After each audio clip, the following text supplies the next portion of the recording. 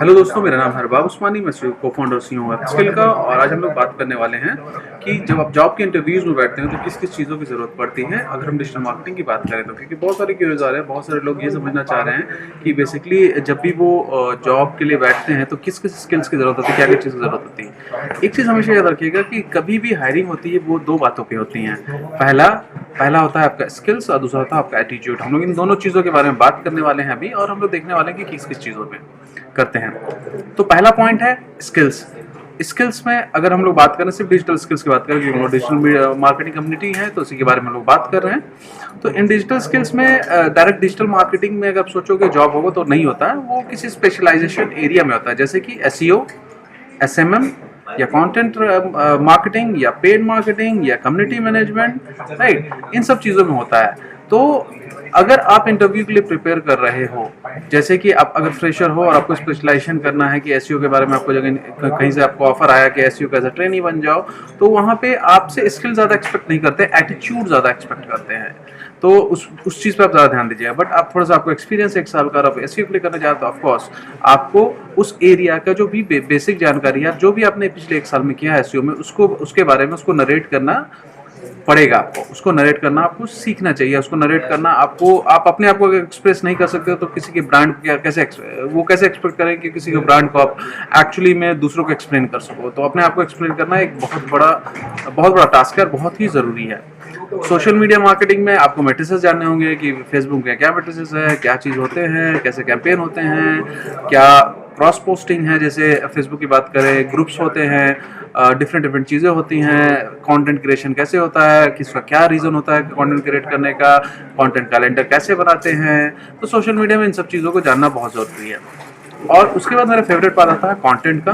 तो content marketing, मैं सोचता हूँ कि किसी भी, अगर कोई भी आदमी अगर अपना कंटेंट मार्केटिंग से अपना कैरियर स्टार्ट करता है तो उसको थोड़ा सा ग्रोथ का चांस ज़्यादा होता है, क्योंकि at the end of the day हम लोग एक कंटेंट क्रिएटर ही है। एज अ डिजिटल मार्केटर हम लोग कंटेंट क्रिएटर ही है, और वो बहुत बड़ा लेवरेज होता है लोगों को। तो इसमें भी आपको मैट्रिसेस जानना पड़ेगा कि कहाँ पे, अगर आप बैकलिंक्स बनाने के लिए कंटेंट रखते हैं तो कितने बैकलिंक्स बनाने हैं, कैसे आपको फ्लो होगा, एसईओ ऑप्टिमाइज कंटेंट क्या होता है, कैसे आप टॉपिक रिसर्च करते हो, कैसे आप टाइटल रिसर्च करते हो। ये डिफरेंट डिफरेंट चीज़ें आपको वो कंटेंट मार्केटिंग में बतानी पड़ेंगी। पेड मार्केटिंग में वैसे ही पेड मार्केटिंग की मैट्रिसेस आपको देखने पड़ेंगे। बट कम्युनिटी बिल्डिंग की बात करें तो आपको थोड़ा सा लाइकेबल पर्सनालिटी होना चाहिए, लोग आपको पसंद करें, आप बात करने में लोग जल्दी दोस्ती करें, लोग जल्दी बात कर ले, वो वाली पर्सनालिटी आपके साथ होनी चाहिए। अगर हम लोग ओवरऑल बात करें तो इवन अगर आप लोग जा रहे हो एसईओ के लिए या पीपीसी के लिए, तो आपको बेसिक जानकारी डिफरेंट फील्ड्स की थोड़ी थोड़ी बेसिक जानकारी होनी बहुत जरूरी है, क्योंकि कभी कभी वहां से क्वेश्चन कर लेते हैं और वो यूज कहीं कहीं क्रॉस हो जाता है, कहीं ना कहीं पे क्रॉस हो जाता है। इसके बाद हम लोग अगर बात करें तो ये तो हो गया स्किल का, बात हो गया। इसके अलावा हम लोग अगर बात करें एटीट्यूड में, तो सबसे पहली बात कि एक जो मार्केटर होता है ना, वो एक लीडर होता है, वो लीड करता है, लोगों को बताता है लीड करके कि देखो मेरा प्रोडक्ट ये है। लीडर की तरह अपने आप को बताता है कि भाई देखो मेरा प्रोडक्ट ये है, यू शुड बाय दिस। जैसे लीडर करते हैं, लीडर भी यही काम करते हैं कि भाई देखो हम प्रोडक्ट ये है, हमको आप इस रीजन से आप बाय करना चाहिए। एक लीडर एक बहुत अच्छा मार्केटर भी होता है। तो आपके अंदर लीडरशिप क्वालिटी देखती है, क्योंकि लॉन्ग टर्म एसेट के बारे में अगर बात करें तो वो लीड करना चाहिए। और आप दूसरा चीज जो होता है पॉइंट होता है पॉजिटिविटी। आप कितने चीजों को लेकर पॉजिटिव है। अगर आप हर चीज में बहाना बना रहे हो, तो एक्सक्यूजेस दे रहे हो, तो आपके हायरिंग का चांसेस घट जाता है। अगर आप बोलो कि कोई पूछेगा कि लाइफ में कुछ आपका मार्क्स कम आ गया, उसमें अरे इसकी वजह से एक्सक्यूज हो देने लगे, इस वजह से कमाया, उस वजह से कमाया, तो लाइफ में एक्सक्यूजेस अगर आप दोगे तो आपका हायरिंग का चांस वहां पे कम हो जाता है। पॉजिटिव नहीं, आपका एक नेगेटिव पर्सोना बनता है। आप अगर क्लोज बैठते हो, अगर मान लिया ऐसे करके बैठ जाता है, हाँ सर बताइए क्या हुआ, राइट, तो अगर ऐसे करके बैठ जाते हो तो ये भी एक नेगेटिव बॉडी गेस्चर है जो ओपन टू लर्न नहीं होता है।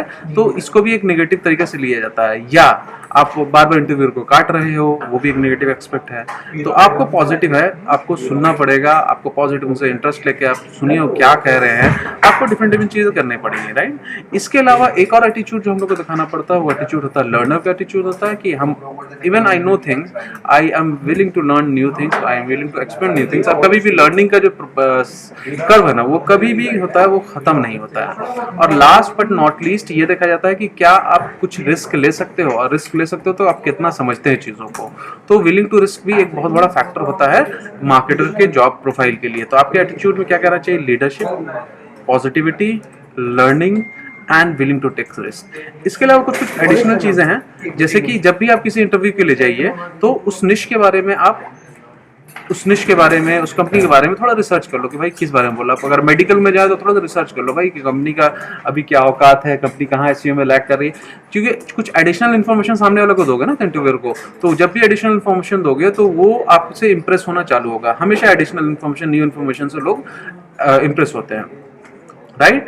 अपने आइडियाज आप शेयर करो, आप एक लीडर की तरह बात करो, बट बहुत ज़्यादा कॉकी ना हो कि आप लीड कर सकते हैं चीज़ों को, आपके ऊपर ट्रस्ट कर सकता है चीज़ों को छोड़ने का। तो आप ये सब चीज़ करो और इसके बाद बाकी जॉब के लिए जाओ, अच्छे से इंटरव्यू दो, एटीट्यूड अच्छा रखो, पॉजिटिव रखो, स्किल्स पे अपने काम करो। अगर नहीं होता है तो दो रीज़न से नहीं होता, या तो आपकी स्किल खराब है, अगर आपकी स्किल बहुत अच्छी है तो इसका मतलब कि एटीट्यूड खराब है। दोनों में से काम करो, वो फीडबैक लो अगर नहीं होने पर, और दोनों में इम्प्रूव करो, इम्प्रूवमेंट लो और जॉब करो। Thank you very much.